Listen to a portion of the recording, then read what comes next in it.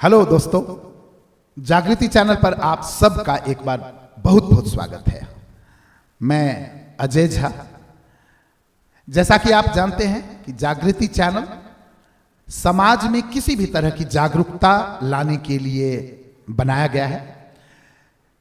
जागृति चैनल के माध्यम से हमारी कोशिश रहती है कि सभी आम लोगों के अंदर जो भी विचार चल रहा है, समाज में जहां भी कोई प्रश्न है, समाज में कहीं भी सुधार की आवश्यकता है, जागरूकता की आवश्यकता है और आपके अंदर वो सवाल चल रहा है, तो उसे हम जागृति चैनल के माध्यम से ऊपर के स्तर तक ले जाएं, सरकार की नजर में ले जाएं, सरकार के जो उस विभाग के जो कर्मचारी हैं या जो विभाग है, उस विभाग के जो बड़े अफसर हैं, जो अथॉरिटीज हैं, उन तक उन बातों को पहुंचा सकें, ताकि समाज के हर कोने में जहां भी कोई काम अधूरा है या जो भी सुधार चाहिए वो जल्द से जल्द हो सके। क्योंकि बहुत बार मैं बहुत सारे अफसर से बात किया और जो अथॉरिटीज हैं, जैसे स्वास्थ्य विभाग, तो स्वास्थ्य विभाग के जो बड़े कर्मचारी हैं, जो बड़ी बड़ी अथॉरिटीज है, जहां से कोई भी बिल पास होता है, जहां से कोई भी नोटिस जारी होता है, ऐसे जगह पर जब मैं उनसे बात किया तो वो कहते हैं कई एक बार कि मेरी नजर में आई ही नहीं ये बात, आज तक मेरे पास कोई कंप्लेन नहीं है उसका, आज तक हमें कोई बताया नहीं है, जिसके कारण हम कुछ नहीं किए हैं वहां।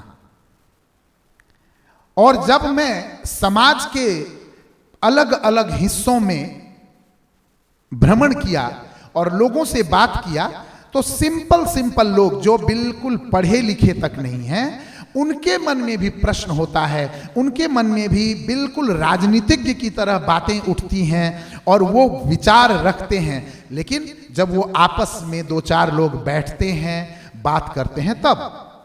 और ये इसलिए होता है कि ये आवश्यक नहीं होता है कि हर व्यक्ति अपनी अभिव्यक्ति बड़े पैमाने पे कर सकें, उनकी उपलब्धि भी नहीं होती है वो, और वो सुविधा भी नहीं होती है, और हर व्यक्ति पत्रकार नहीं बन जाता, हर व्यक्ति का जो एक पहुंच है लोगों की, वो पहुंच सबकी एक जैसी नहीं हो पाती है। लेकिन मैं ये गौर किया हूं कि जो बहुत पहुंच वाले लोग होते हैं, उनके विचार, उनके मन में भी विचार उठते हैं समाज के सुधार के प्रति या समाज की किसी भी असुविधा के प्रति। लेकिन जो बहुत अनपढ़ हैं, जो बिल्कुल पढ़े लिखे नहीं है, कभी स्कूल नहीं गए हैं, खेती कर रहे हैं या मजदूरी कर रहे हैं, उनके भी मन में बिल्कुल राजनीतिज्ञ की तरह बहुत सारी बातें ऐसे उठती हैं, दिमाग विचारों में उठते हैं, जो बिल्कुल राजनीतिज्ञ की तरह होता है। ऐसा लगता है जैसे कि उनके विचार से देश सुधर सकता है। जैसे कि कुछ दिन पहले की बात है, मैं एक व्यक्ति का एक विचार देखा था और ये फेसबुक पर आया था। तो जो मेरे फेसबुक से जुड़े हुए हैं, उन्हीं न्यूज पोस्ट में मैं चेक किया था, तो उसमें एक व्यक्ति ने लिखा था कि जो मायावती जी के द्वारा हाथियों का निर्माण किया गया है उत्तर प्रदेश में, अगर उस पार्क को बनाने में जितना खर्चा आया, जितना खर्चा दिखाया गया, कहने का मतलब सरकार के कोष से जितना पैसा उस पार्क के लिए लिया गया, अगर उतने पैसे को गरीबों में बांटा जाता तो शायद देश के करीब करीब आधे भाग लोगों में, कम से कम 50 करोड़ से ऊपर लोगों तक करीब करीब 1-1 करोड़ रुपया जो है सब लोगों के खाते में जा सकता था। अब ये एक बहुत बड़ी बात है। हमारे देश की जो संख्या है वो 125 करोड़ है, 130 करोड़ है। अब 50 करोड़ से ज्यादा खर्चा अगर किसी भी वस्तु पर आता है, तो निश्चित रूप से अगर उन पैसों को बचाया जाए, बहुत बार ऐसे विचार आते हैं, जैसे मंदिरों का निर्माण, बहुत सारे मंदिर बनते हैं, बहुत सारे मस्जिद बनते हैं, बहुत सारे इस तरह की चीजें बनती है जिसकी आवश्यकता शायद धर्म के आधार पर हो, परंतु मनुष्य की आवश्यकता के आधार पर बिल्कुल नहीं है। तो उन पैसों को अगर गरीबों के मदद के लिए लगाया जाए तो मैं समझता हूं भारत से गरीबी बिल्कुल खत्म की जा सकती है। क्योंकि बहुत सारे ऐसे प्रोजेक्ट होते हैं जिस प्रोजेक्ट में पैसा लगाना केवल श्रद्धा पर निर्भर होता है, केवल आपकी मानसिकता को संतुष्ट करने के लिए होता है, केवल आपके मन को संतुष्ट करता है वो, लेकिन उससे किसी की आवश्यकता की पूर्ति नहीं होती है। तो पहले आवश्यकता की पूर्ति होनी चाहिए। जैसे आप अपने घर में गौर करें, अगर आप अपने घर में कुछ बनाना चाहते हैं, सपोज करिए कि आपके घर में खाना खाने के लिए पैसा नहीं है, तो क्या आप जो भी पैसा आएगा आपके पास, क्या उस पैसे से आप अपने घर के आगे में एक फुलवाड़ी बनाएंगे, एक बागान बनाएंगे, एक आप कह लें गार्डन जैसा बनाने की कोशिश करेंगे, या पहले आप खाना खाने के लिए सामान लाएंगे? आपके घर में स्वास्थ्य की दिक्कत है, आप जो आपके घर में कोई मेंबर हैं जिनको एक ऑपरेशन की जरूरत है, अगर वो ऑपरेशन न किया जाए तो जान का जोखिम है, तो पहले आप पैसा उस ऑपरेशन पर लगाएंगे या अपने घर पर आप चूना कराने में लगाएंगे, या आप अपने घर के मतलब घर पर एक और रूम बिल्डिंग बनाने में लगाएंगे, या एक घोड़ा खरीदने में लगाएंगे घर पर शौकिया, या शौक से आप कुछ म्यूजिकल इंस्ट्रूमेंट खरीदेंगे पहले आप अपने घर पर, क्या करेंगे? तो कहने का मतलब क्या है कि पहले जो आवश्यकता है हमारे देश से, अगर हमें गरीबी हटाना है तो इन बातों पर ध्यान देना आवश्यक है कि अनावश्यक चीजों को हम पहले महत्व दें जो एकदम आवश्यक नहीं है, या फिर आवश्यक चीजों पर महत्व दें, आवश्यक चीजों पर ध्यान दें। तो यह बहुत ही जरूरी है। तो इन बातों को मैं देखता हूं कि एक गरीब व्यक्ति, एक अनपढ़ व्यक्ति भी घर पर बैठ करके बात कर सकता है, फेसबुक पर वो अपने विचार रखता है। तो जागृति चैनल इसलिए बना है ताकि आप सभी लोग अपने विचारों को जागृति चैनल के माध्यम से ऊपर के स्तर तक पहुंचाया जाए। बहुत बार ऐसा भी होता है कि आप ये जानते ही नहीं हैं कि आप जिस विचार को रखते हैं या आपके मन में जो विचार है वो विचार कहां पर बोलने से उसका समाधान होगा, बहुत बार आपको नहीं पता होता है। लेकिन जागृति चैनल के माध्यम से हम हर विचारों को अलग अलग श्रेणी में रखकर उसके हिसाब से उसके लिए जो विभाग मनोनीत है या जो उसके अफसर हैं, जो उसके बड़े पदाधिकारी हैं, वहां तक उन बातों को पहुंचाने की कोशिश करते हैं। तो जिसके कारण क्या होता है, समाज में कोई भी काम थोड़ी जल्दी से हो सकता है। इसीलिए मैं आप सबसे आग्रह करूंगा कि जागृति चैनल को सब्सक्राइब करें और अपने विचारों को भी कमेंट्स में रखें। अगर आपको अच्छा लगता है इस तरह से विचारों को आगे बढ़ाना तो आप निश्चित रूप से अपने कमेंट्स में विचारों को भी रखें, और अगर आपको ऐसा लगता है तो आप हमें कांटेक्ट भी कर सकते हैं। नंबर दिया हुआ रहता है, नंबर पर कॉल कर सकते हैं, ईमेल दिया हुआ है, ईमेल के द्वारा कांटेक्ट कर सकते हैं और अपने विचारों को रख सकते हैं। आपके विचार ऑडियो में भी भेज सकते हैं, आप वीडियो में भेज सकते हैं, और इंटरव्यू में आकर के अगर बताना चाहें तो आप वो भी बता सकते हैं। कई एक तरह के प्लान्स हैं जिसमें कि इस तरह से हम अपने विचारों को आगे बढ़ा सकते हैं। आज का जो फैक्ट है बहुत छोटे से शब्दों में मैं बोलूंगा। आज मैं कहना चाहता हूं,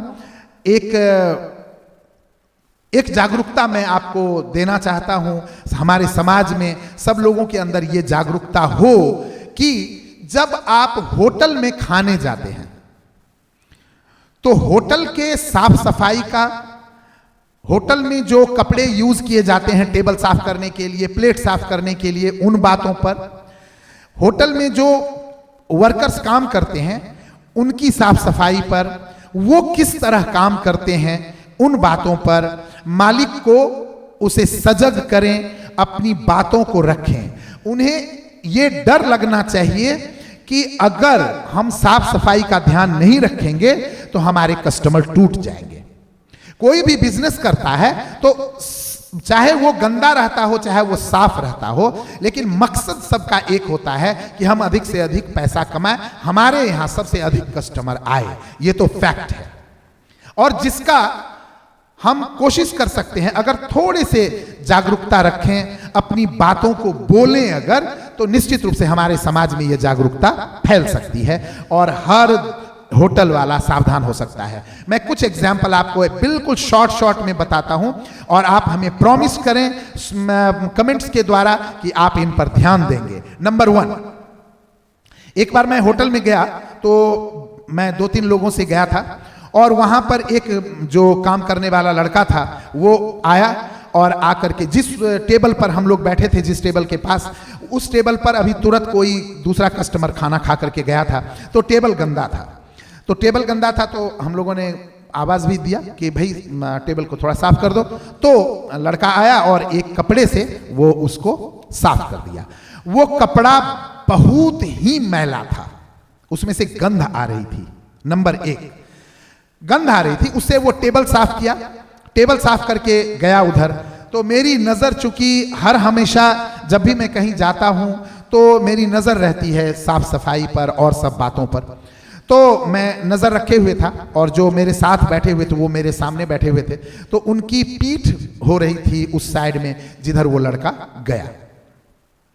तो मैं इधर से बात भी कर रहा था उनसे और नजर भी रखा हुआ था। वो लड़का गया अंदर और हम लोगों को जो प्लेट ला करके वो टेबल पर दिया, उसी कपड़े से वो अंदर गया और उसी कपड़े से उस प्लेट को भी साफ किया वो।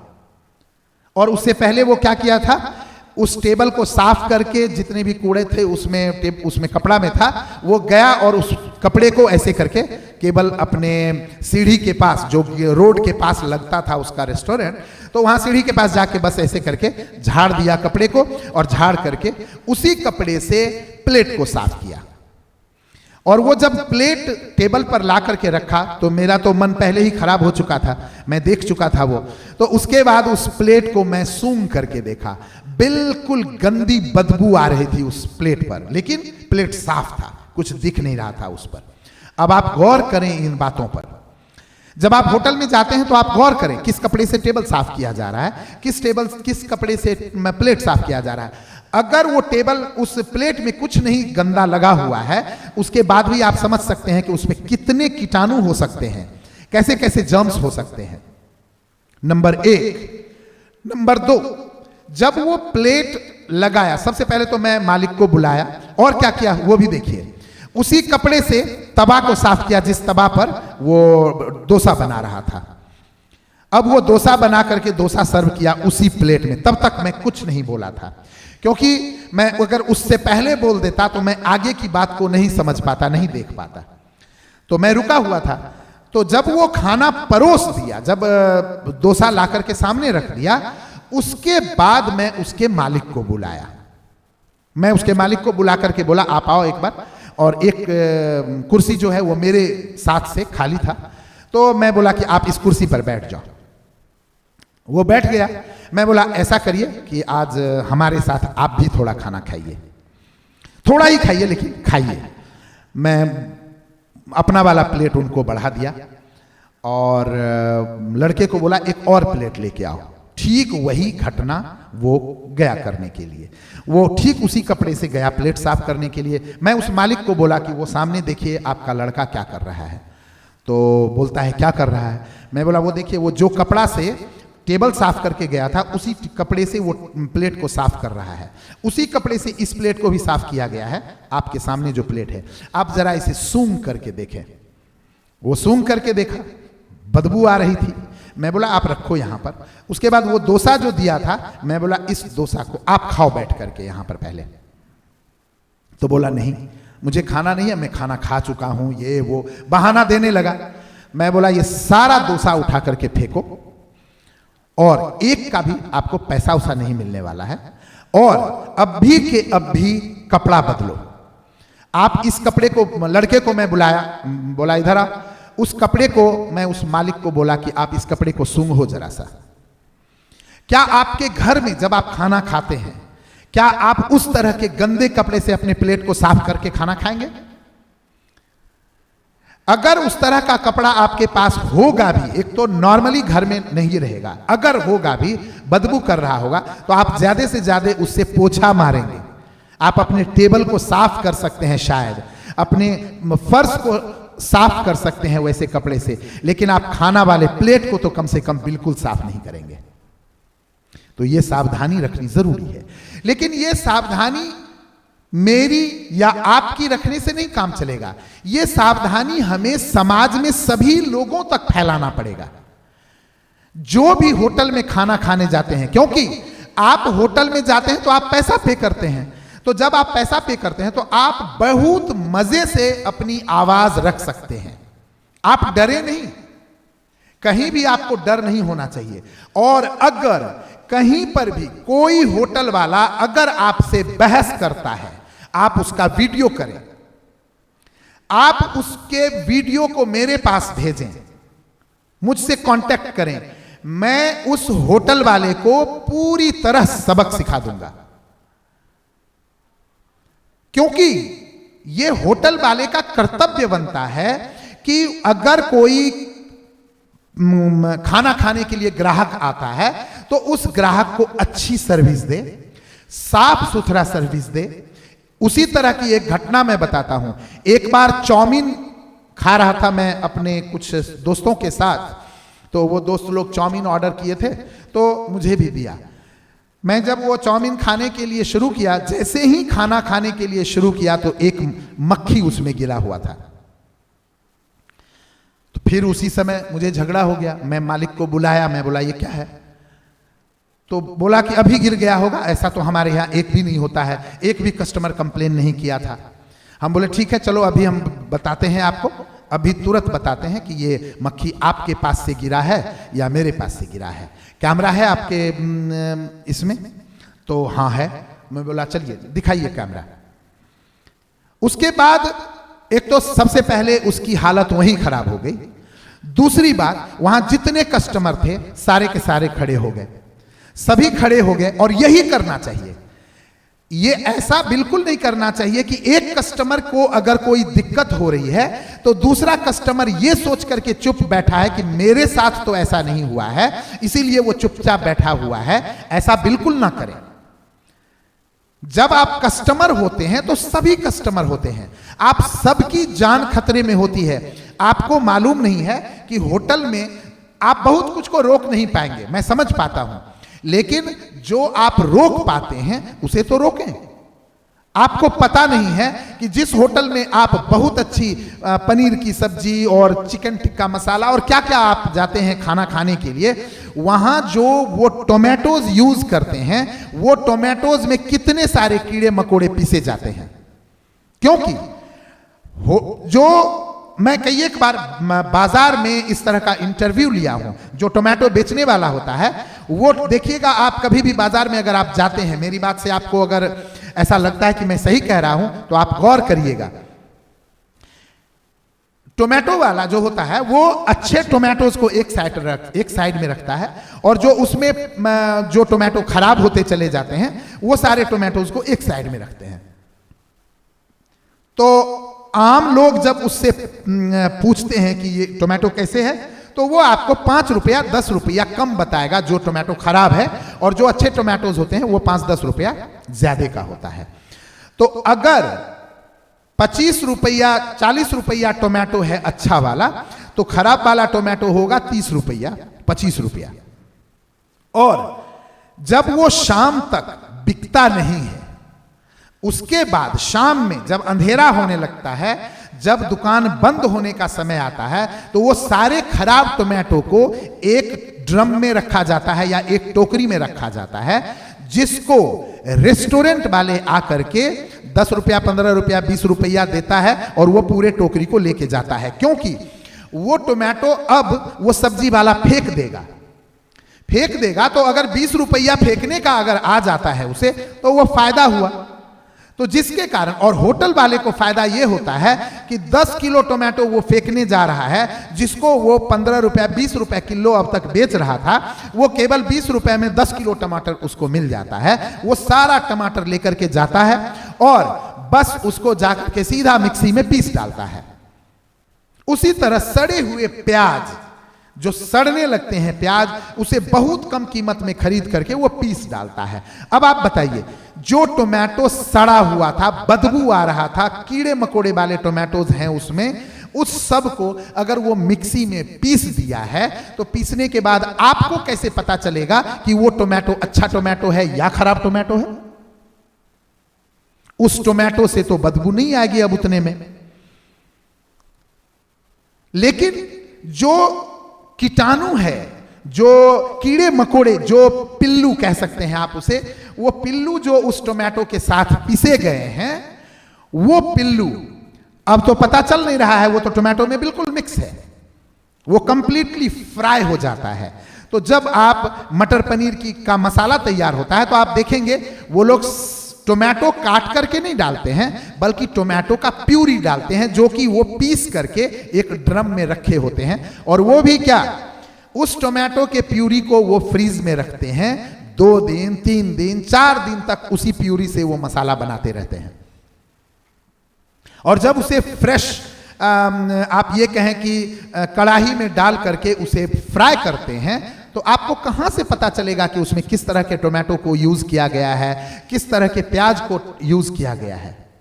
यह जिम्मेवारी तो होटल वाले की बनती है कि वो अपने ग्राहक को किस तरह का खाना खिला रहा है, किस श्रद्धा से खिला रहा है, किस साफ सफाई से खिला रहा है। क्योंकि आज जो लोग बीमार पड़ रहे हैं, जिन लोगों को भी किसी भी तरह की बीमारी होती है, वो बीमारी कहां से आई है ये बात हम नहीं समझ पाते हैं। ये बात अगर आप ढूंढना चाहते हैं तो आप स्टिंग ऑपरेशन करें, आप देखें, हर हमेशा आवाज उठाने की कोशिश करें। हर होटल वाले को यह डर होना चाहिए कि उसके यहां का ग्राहक खा करके अगर बीमार पड़ा तो उसकी हालत खराब कर दी जाएगी, उसे यह डर होना चाहिए। और इसीलिए हर व्यक्ति को आवाज उठाना चाहिए। अगर आप आवाज नहीं उठाएंगे तो आप भारत में जिस तरह से आप एक गांव में बिल्कुल समझिए कि बदनसीबी वाला जीवन जी रहे हैं, आप वही जीते रह जाएंगे सब दिन। और ये बड़े बड़े नेता और बड़े बड़े जो लोग हैं, ये सब दिन ये कहते रह जाएंगे कि हम इंडिया को डिजिटल बनाएंगे, हम इंडिया को अमेरिका से भी अच्छा बना देंगे। ये कभी नहीं हो पाएगा, क्योंकि ये जागरूकता पब्लिक की होती है, सरकार कुछ नहीं कर पाती है। सरकार उसी पर आवाज उठाती है, सरकार उसी के लिए काम कर पाती है जो उनके पास जाकर के आवाज लगाते हैं लोग। आप चिल्लाएं जोर से तो लोग आपको पूछेंगे क्या हुआ, लेकिन आप दर्द से अगर कराह रहे हैं, मर रहे हैं, आप मर जाएंगे, लेकिन कोई भी आपको यह नहीं पूछेगा कि क्या हुआ, क्योंकि किसी के कान में वो चिल्लाने की आवाज नहीं गई। आप यहां तो छोड़ दीजिए, एक मां तक को गौर करें, जब तक बच्चा भूख से रोने नहीं लगता है तब तक मां समझती है बच्चा खुश है, तब तक उसको दूध नहीं पिलाती है। जहां पर अंतर कनेक्शन होता है, मां और एक बच्चे में जो कनेक्शन होता है, कई एक बार बच्चे की भूख को मां ऐसे ही समझ जाती है कि उसको भूख लगी है। ऐसे कनेक्शन में भी अधिक एग्जाम्पल ऐसे होते हैं कि जब तक बच्चा चिल्लाता नहीं है तब तक उसे दूध नहीं पिलाते हैं। तो समाज में जिस नेता के भरोसे, जिस सरकार के भरोसे आप बैठे होते हैं, वो सरकार आपकी कोई बात नहीं सुनेगा अगर आप आवाज नहीं लगाएंगे। आप गौर करके देखिए, निर्भया कांड हुआ, निर्भया के दोषियों को सजा मिली। क्यों मिली? इसलिए नहीं मिली कि घटना हुई थी, घटना तो वैसी निर्भया के समय में ही बहुत सारी घट गई, उससे पहले कितनी सारी घटना घटी। कई एक बार मोमबत्ती भी बाहर निकला, लेकिन किसी को अभी तक इंसाफ नहीं मिला, लेकिन निर्भया को मिला, क्योंकि निर्भया के लिए जो आवाज उठी वो आवाज इतनी उठ गई, इतनी उठी कि सरकार को सोचने पर मजबूर कर दिया गया। इसीलिए उनको उसको इंसाफ मिला। तो कहने का मतलब मेरा बिल्कुल इतना है कि आप सभी हर बात के लिए जागरूक हों। आज की जो बात थी ये केवल साफ सफाई की बात थी, केवल एक रेस्टोरेंट की बात थी। हर एपिसोड में मैं आपको एक एक घटना बताऊंगा, एक एक चीज के बारे में बताऊंगा, और आप धीरे धीरे इन जागरूकता को अपने समाज में फैलाएं।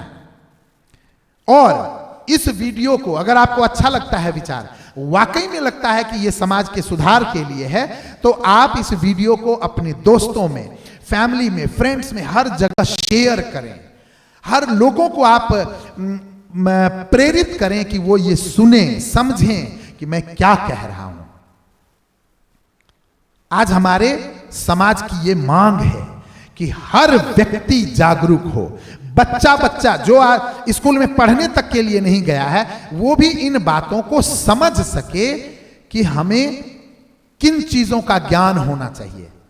आप बच्चे स्कूल जाते हैं पढ़ने के लिए, बहुत सारी बातें हैं जो स्कूल के विषय में मैं बताऊंगा।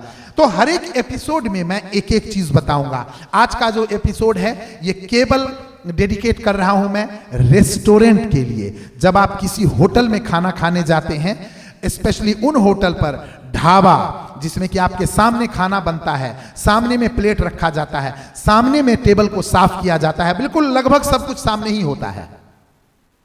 मैं उन होटल की बात नहीं कर रहा हूं जो होटल के मतलब आप हॉल में जाके बैठते हैं और खाना बनता है अंदर के हॉल में। आपको आश्चर्य होगा, बड़े बड़े रेस्टोरेंट जो 5 स्टार्स होटल्स हैं, बहुत समय उन होटलों में भी ये सब गंदगी को पकड़ा गया है।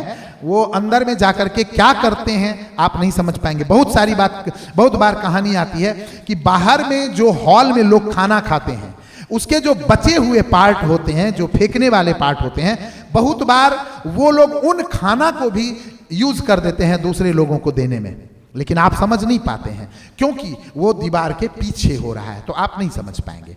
तो क्या क्या बातें हो रही हैं अंदर में, इन बातों को हम नहीं समझ पाते, लेकिन कम से कम सामने में जो बातें घट रही हैं आप उन पर तो बात कर सकते हैं, उन पर तो आप जागरूकता बनाएं।